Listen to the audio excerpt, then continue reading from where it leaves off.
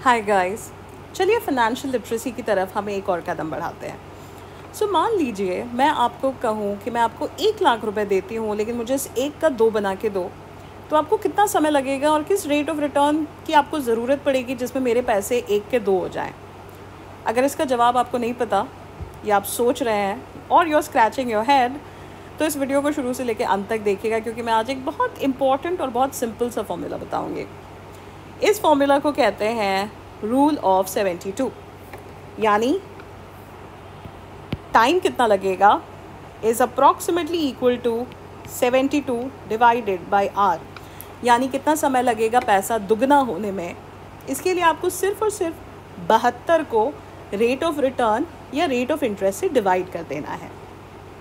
यानी मान लो आज से 2 साल पहले स्टेट बैंक ऑफ इंडिया जो है अपने सेविंग्स अकाउंट पे 2.5% के दर पे इंटरेस्ट दे रहा था, तो आपके पैसे कितने साल में दुगने होते हैं?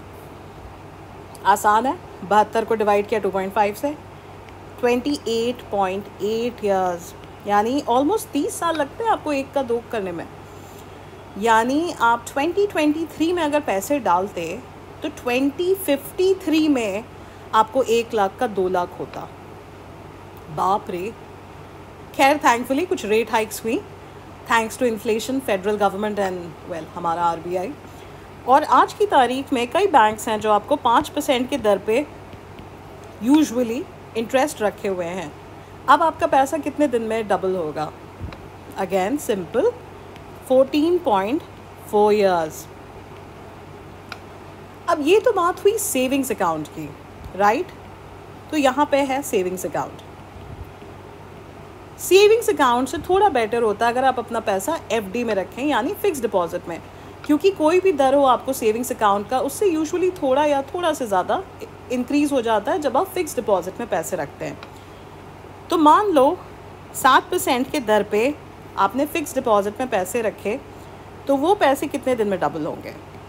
10.3 ईयर्स। ये गैप देख रहे हैं? यानी सेविंग्स अकाउंट में अगर आपने अपने पैसे रखे हैं वर्सेस फिक्स डिपॉजिट में आपने अपने पैसे रखे हैं, तो आप अपना 5 कीमती साल बचा लेते हैं।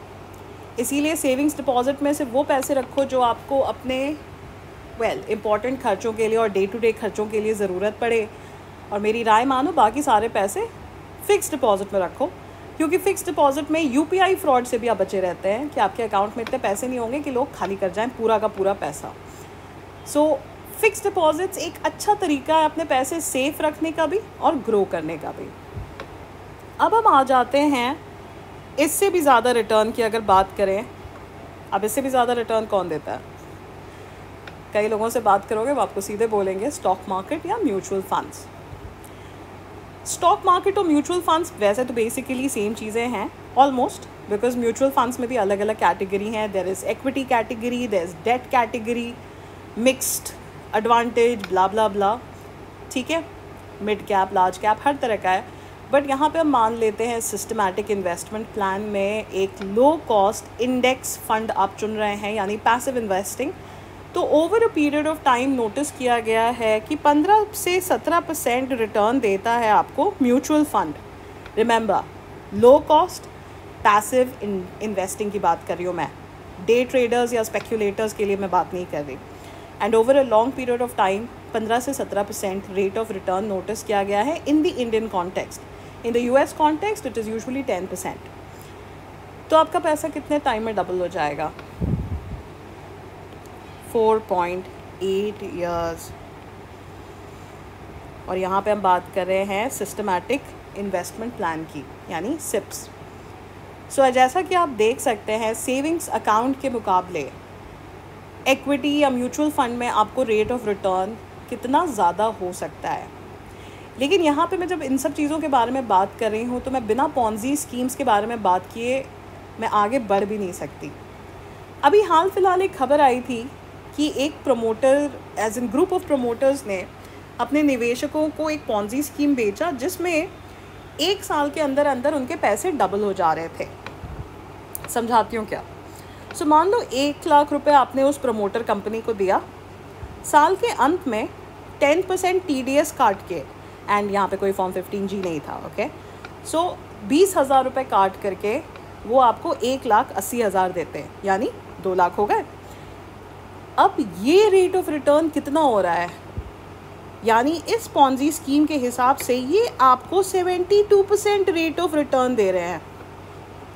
अगर आप ध्यान दीजिए, स्टॉक मार्केट जब आपको over a long period of time 15% आपको रिटर्न देता है, तो कोई भी प्रमोटर कंपनी आपको 72% रिटर्न कैसे दे सकती है?